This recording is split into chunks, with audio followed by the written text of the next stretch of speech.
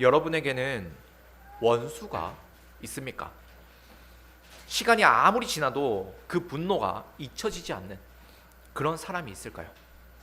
당연히 그런 사람을 마음에 담아두어서는 안 됩니다. 더 말할 것도 없이 우리는 사사로이 복수를 해서도 안 되고요. 꼭 철천지 원수는 아니라 하더라도 우리를 화나게 만드는 사람들은 늘 있기 마련입니다. 화만 나게 하는 것이 아니라 반드시 안갚음을 해주고 싶게 만드는 그런 사람들이 있습니다. 꼭 보복까지는 아니더라도 말 한마디라도 따끔하게 일침을 가해야 할 것 같은 그런 순간들이 참 많습니다. 물론 우리가 아무 말도 못하고 눈만 꿈벅거리면서 침묵해야 하는 것은 아닙니다. 특히 그리스도의 복음이 공격을 받고 있는데도 가만히 침묵한다면 그건 그리스도인으로서의 의로움을 버린 일이 됩니다. 그 상황에 맞추어서 상냥하면서도 지혜롭게 그리고 확실하게 그리스도의 복음을 변호할 수 있어야 합니다. 이 외에도 자신이나 이웃의 신변을 지키기 위해서라도 누군가의 공격으로부터 적극적으로 보호를 할 수도 있어야 합니다. 오늘 본문은 원수를 사랑하라고 합니다. 정말로 힘든 가르침입니다. 꼭 철천지 원수가 아니라 하더라도 나를 해롭게 하는 사람에게 앙심을 품는 것이 사람의 본성입니다. 그런데 나를 박해하는 사람을 사랑하고 나아가 그를 위해 기도하라니요. 정말 이것이 가능한 일일까요? 이 말씀은 권유가 아니라 명령입니다. 반드시 지켜야 할 명령입니다. 분명 예수님은 우리가 할 수 있는 일을 명령하셨을 겁니다. 불가능한 일을 시키지는 않으셨을 겁니다. 그런 의미에서 우리 모두는 원수를 사랑해야 하고 우리를 박해하는 자를 위해 기도해야만 합니다. 당연히 우리에게는 이 명령이 정말로 어렵습니다. 그러나 우리로 이 명령을 자연스럽게 행할 수 있게 하시는 이가 우리 하나님이십니다. 삼위 하나님의 성품과 사역이 바로 오늘 말씀을 통해서 드러납니다. 이 시간 삼위 하나님께서 우리를 통해 드러내시는 위대한 사랑과 의로움을 들어봅시다. 원수는 외나무 다리에서 만난다고 했던가요? 당연히 원수는 나와 가까운 관계 안에 있습니다. 갑자기 머나먼 저 아프리카 땅에서 나의 원수가 생기지는 않습니다. 나와 관계된 환경 안에서 미워하는 사람이 생깁니다. 물론 본문에서 원수는 이방인을 가리키는 것으로 보입니다. 언약 공동체 안에 있는 사람을 이웃이나 형제라고 정의를 한다면 그 밖에 있는 사람들은 다 원수가 됩니다. 유대인들은 전통적으로 같은 유대인이 아니라면 모두 다 적대시했습니다. 원수로 여겼습니다. 저들은 하나님의 택함도 받지 못했고 구원도 받지 못하는 자들이라 여겼습니다. 이런 의미에서 본다면 원수는 저 멀리에 있는 것처럼 보입니다. 같이 살고 있는 동포, 같이 살고 있는 언약 백성은 가까이에 있지만 원수, 이방인들은 멀리 살고 있으니까요. 이웃은 가까이에 있고 원수는 저 멀리에 있으면 당연히 좋겠죠. 그러나 그렇지 않습니다. 고대 유대 사회 역시도 유대인과 이방인이 섞여 살 수밖에 없었습니다. 유대인들은 사마리아인들을 이방인으로 취급했습니다. 이방 민족과 피가 섞였으니 그들을 도저히 같은 언약 백성이라고 인정할 수가 없었습니다. 그래서 예수님께서 선한 사마리아인의 비유를 말씀하실 때에 떨떠름했을 겁니다. 그러나 이 선한 사마리아인의 비유가 어색하지 않을 수 있었던 이유는 주위에 언제나 이 사마리아인들을 마주칠 환경에 놓여 있었기 때문입니다. 유대인들이 일부러 사마리아인의 땅을 피해가기는 했지만 그들과 아예 무관하게 살 수는 없었습니다. 게다가 로마인이나 헬라인들도 자주 마주칠 수밖에 없었습니다.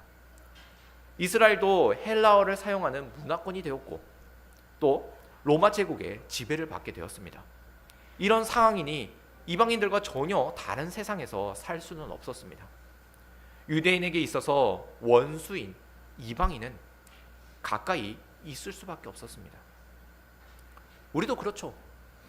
꼭 원수라 부르기는 부적절하지만 굳이 말하자면 우리에게 있어서 이방인은 불신자겠죠. 우리는 이 불신자들과 어울려서 살 수밖에 없습니다. 가정과 교회 밖을 나서면 불신자를 꼭 만날 수밖에 없습니다. 당연히 불신자라고 해서 우리의 원수는 아닙니다. 오히려 불신자들이 우리에게 적대적이지 않을 때가 더 많은 것 같습니다.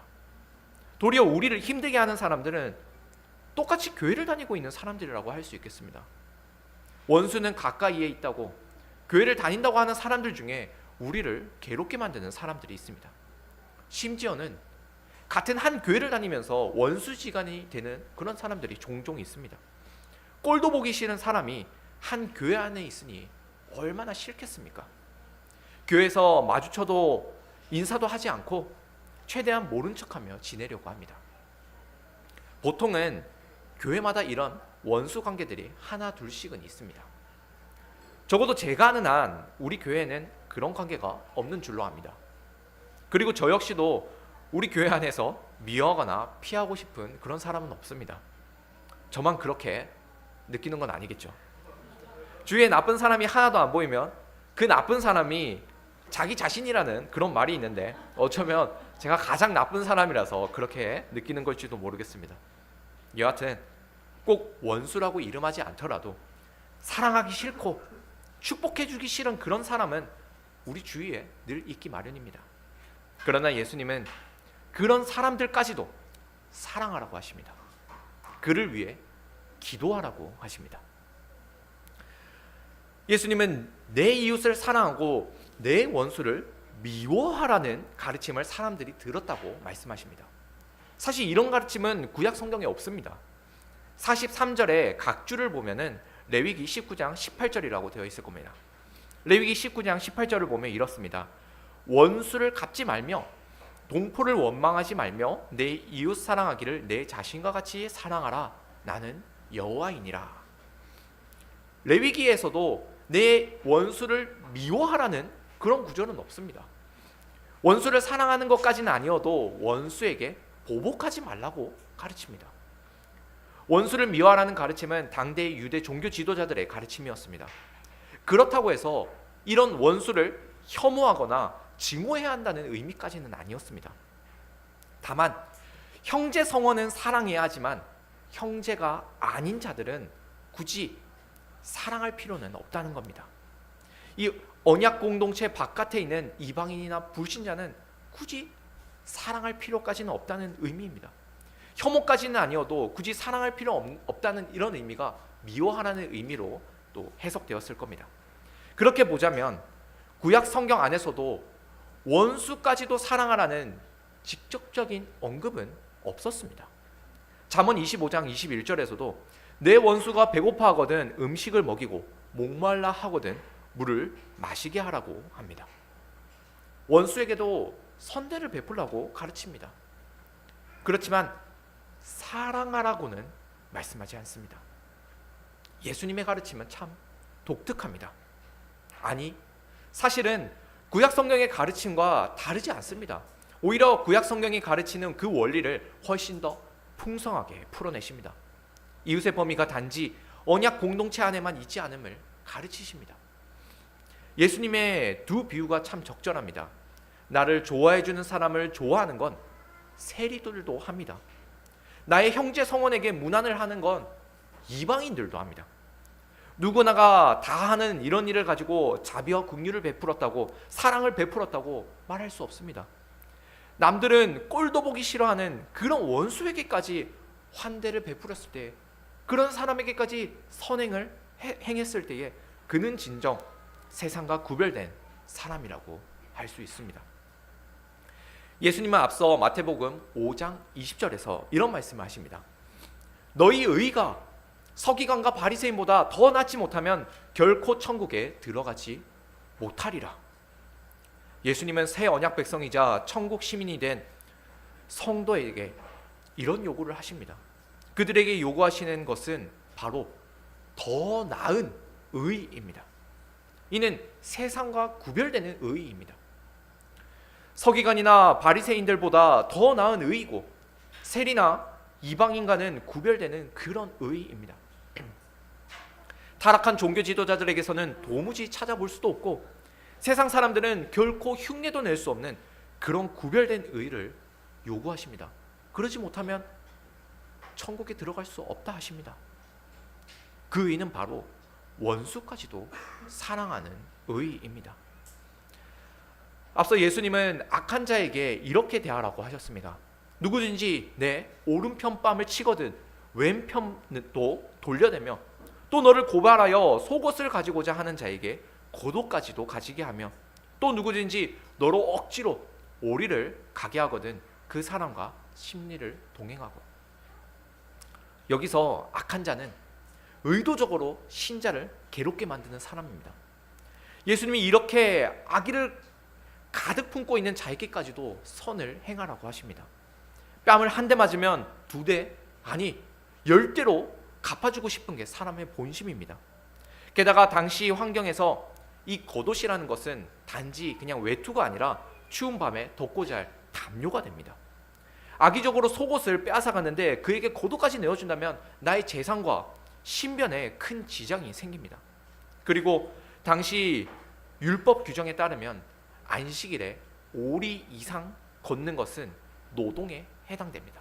그러니 안식일을 어기게 되는 것이죠.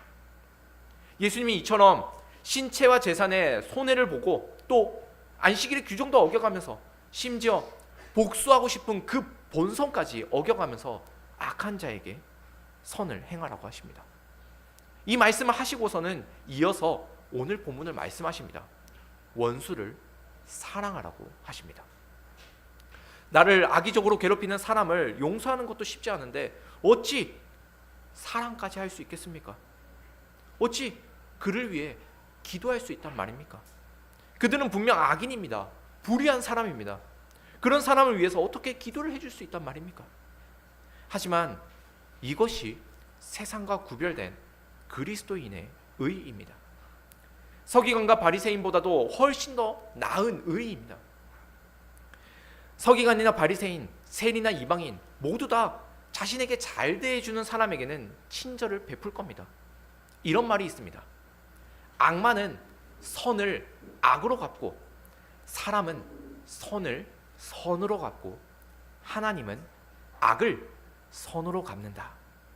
이 말처럼 적어도 사람은 자신에게 선을 행하는 사람에게는 친절을 베풀려고 할 겁니다. 악마처럼 선을 악으로 갚으려 하지는 않습니다. 그러나 나아가 우리의 선행과 사랑은 세상에서는 결코 볼 수 없는 그런 종류의 것이어야 합니다. 세상과는 구별된 그런 의로움이어야 합니다. 그런 성품은 오직 하나님에게서만 찾을 수 있습니다. 예수님은 하늘에 계신 하나님 아버지의 성품을 보여주는 한 가지 예시를 말씀하십니다. 그 해를 악인과 선인에게 비추시며 비를 의로운 자와 불의한 자에게 내려주심이라. 하나님은 악하다고 해서 해를 비추시지 않거나 불의하다고 해서 비를 그치시는 분이 아니십니다. 하나님은 악인이나 선인이나 상관없이 이 세상에서 호흡을 할 수 있게 하시고 마실 물을 공급하시고 해와 비를 똑같이 내려주십니다. 한편으로는 나쁜 사람에게는 이런 것들이 허락되지 않았으면 합니다. 만일 그들이 추위에 떨고 더위에 고통스러워하며 마실 물이 없어서 허덕거린다면 자신들이 받고 있는 이 심판이 얼마나 무서운지 진작에 알았을지도 모릅니다.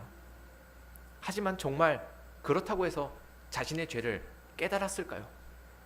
그저 고통받는다는 것이 괴로웠을 뿐 자신을 돌아볼 생각은 결코 하지 않았을 겁니다. 우리가 그렇습니다.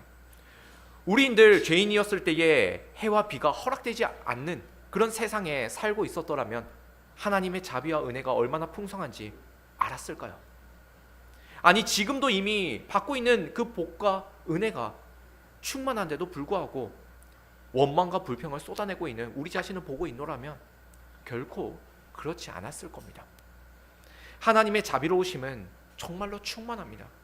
충만하다 못해 흘러넘칩니다. 그래서 악인이나 선인이나 구분 없이 똑같이 해와 비를 비추어 주십니다.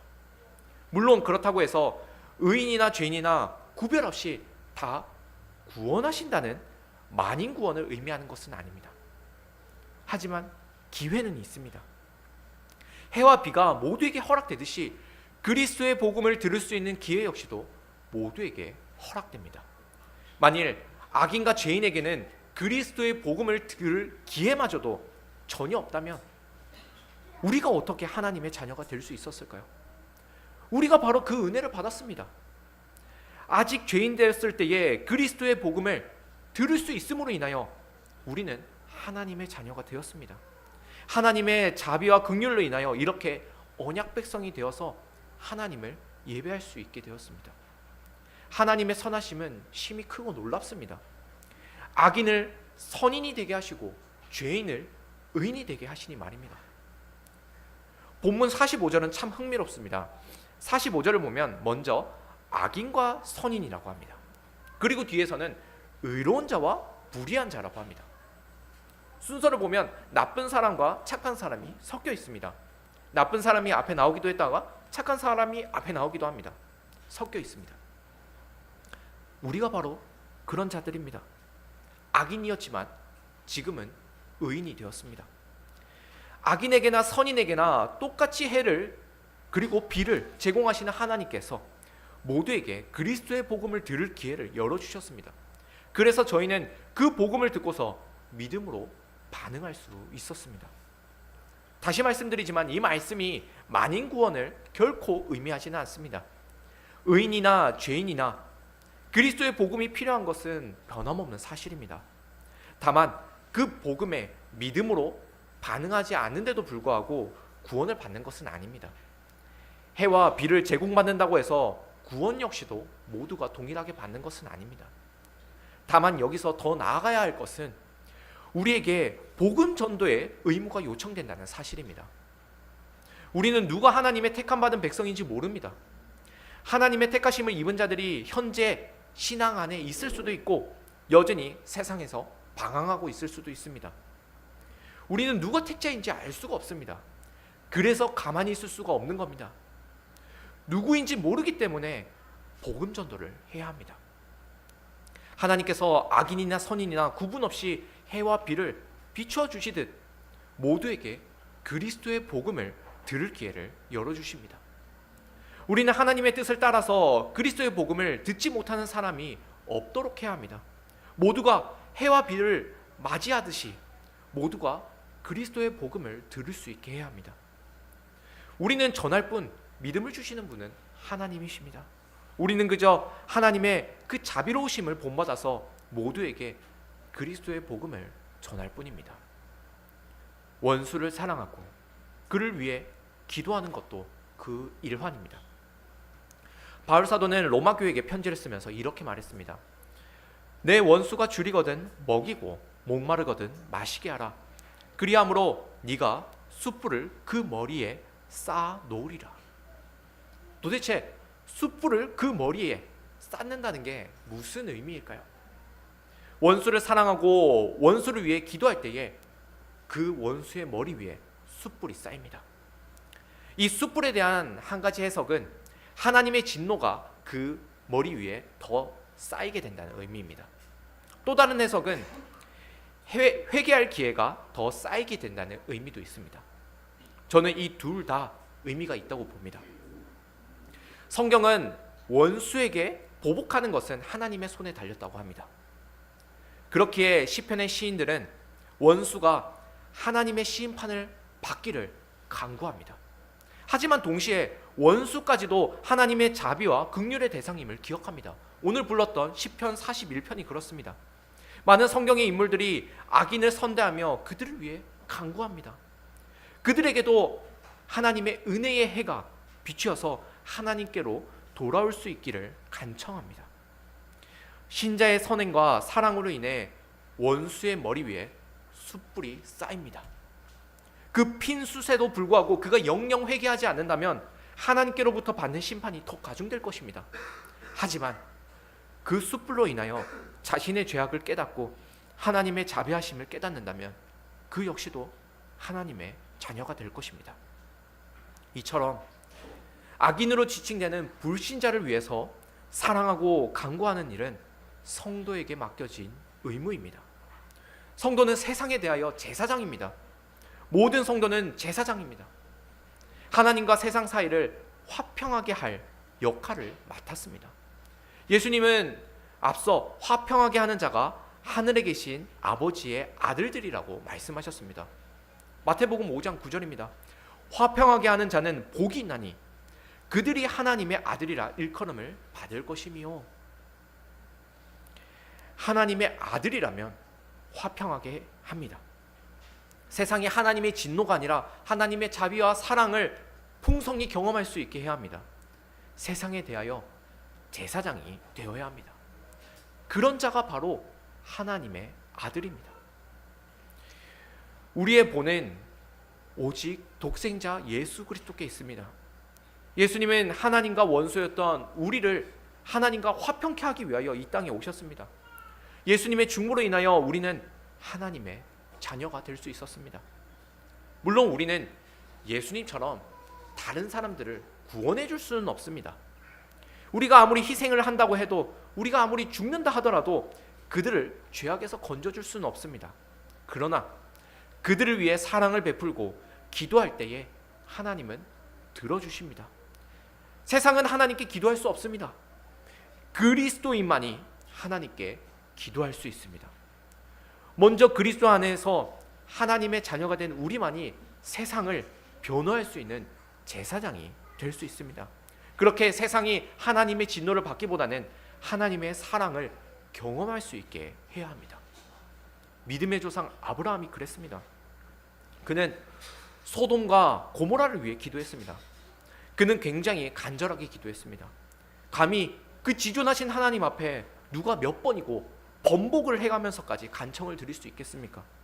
50명에서 45명으로, 그리고 40명으로, 또 30명으로, 또 20명으로 결국 10명까지 내용을 번복해가면서 기도했습니다.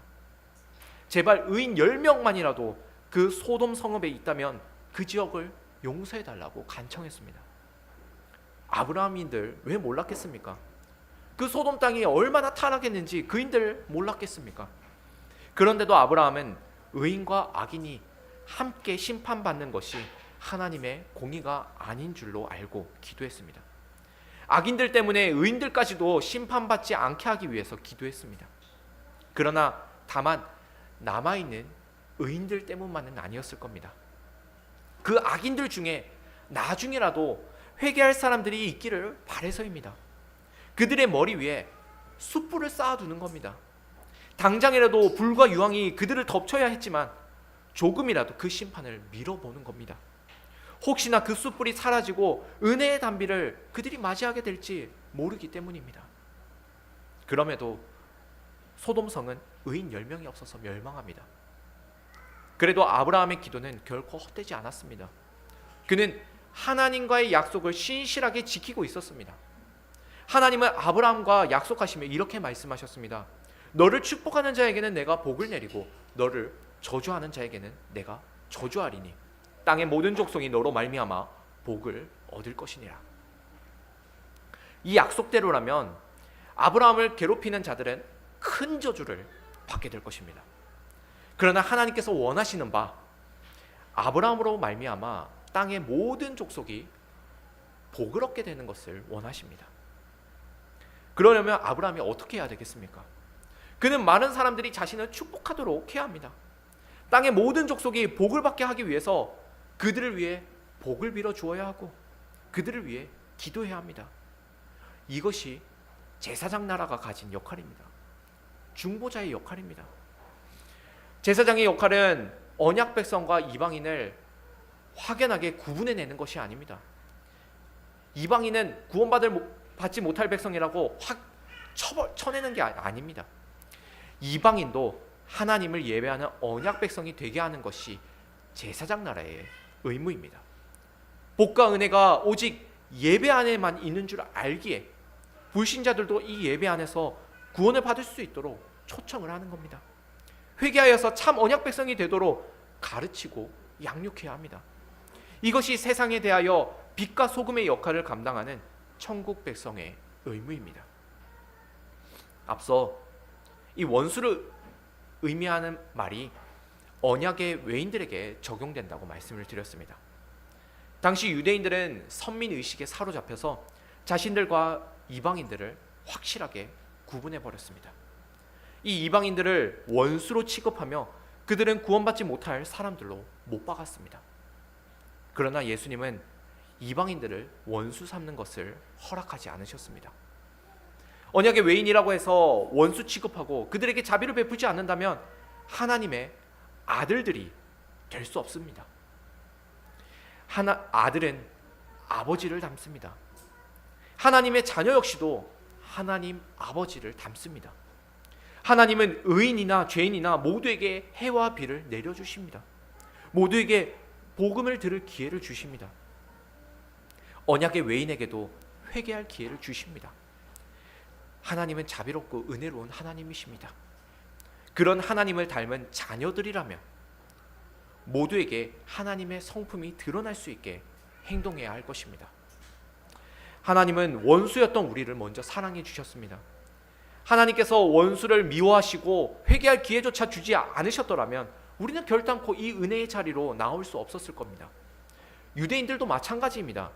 그들의 조상 아브라함이 무언가 대단한 일을 했기 때문에 하나님께서 그 아브라함을 부르셨던 것이 아닙니다.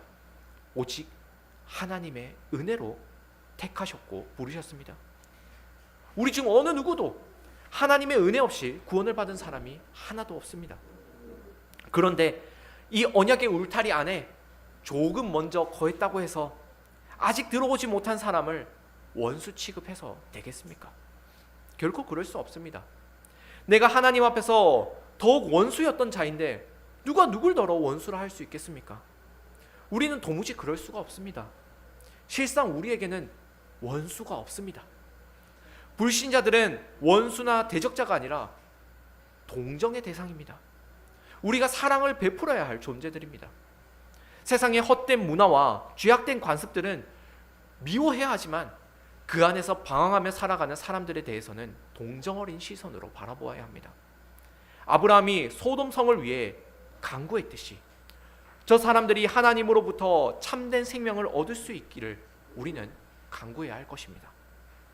사실 오늘날 불신자들은 우리들을 그렇게까지는 핍박하지 않습니다.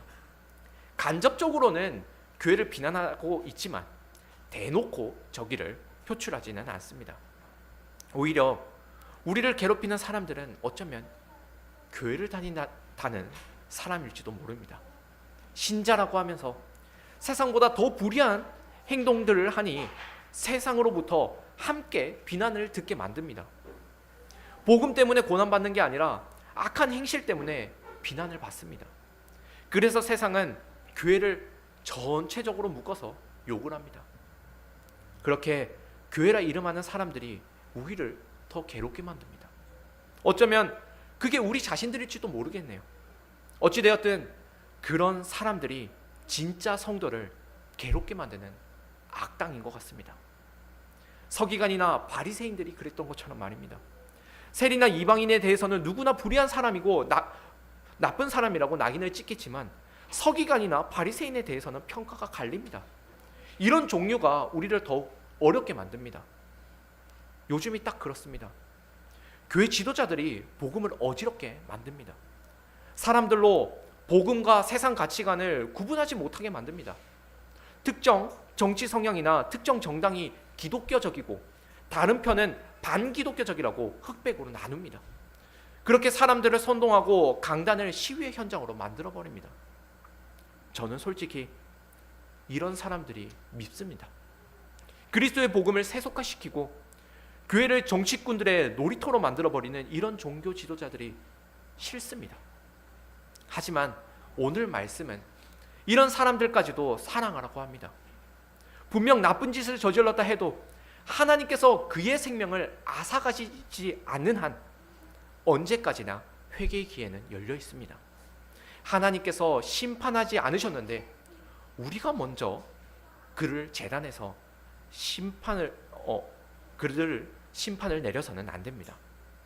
돌이켜보면 죄인 중에서도 가장 악랄하기 짝이 없는 괴수가 바로 저 같은 사람입니다. 이런 자도 하나님께서 기다려 주셨고 용서해 주셨는데 지금은 조금 달라졌다고 해서 누구를 비난할 수 있겠습니까?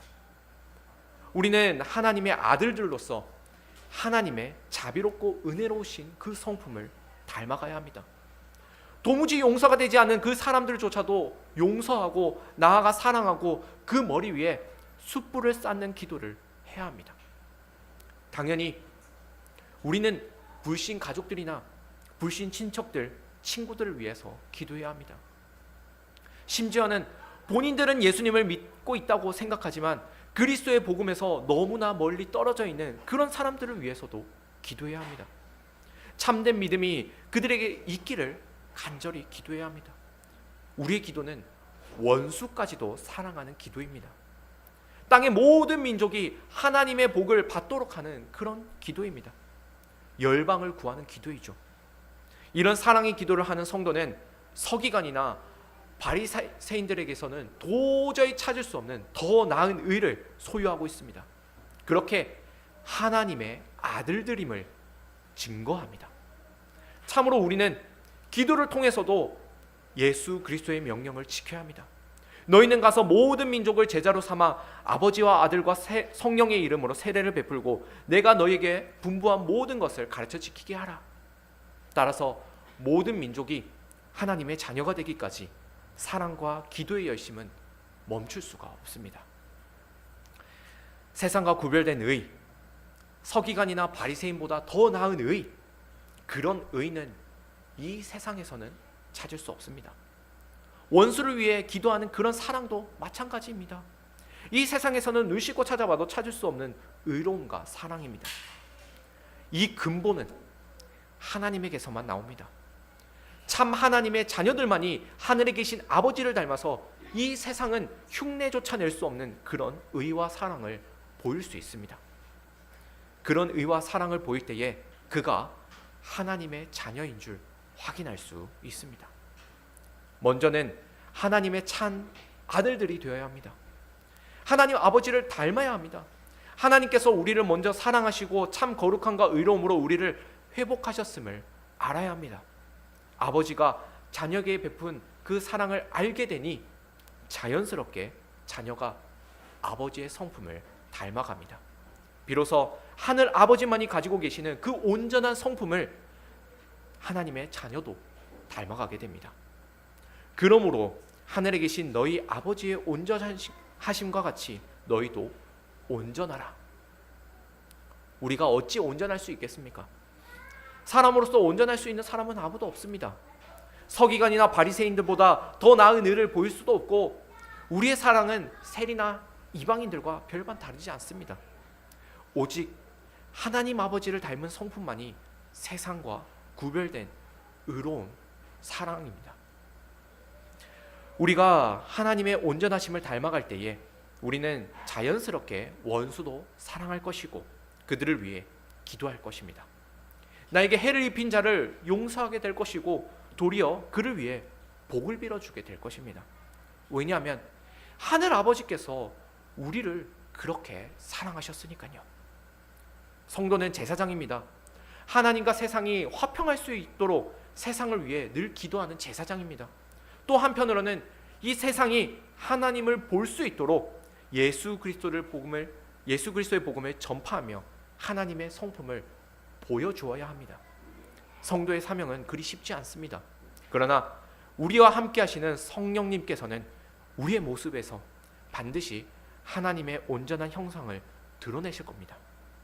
그래서 아들이 아버지를 똑 닮을 수밖에 없듯이 우리의 얼굴에 하나님의 얼굴을 똑똑히 새겨주실 겁니다.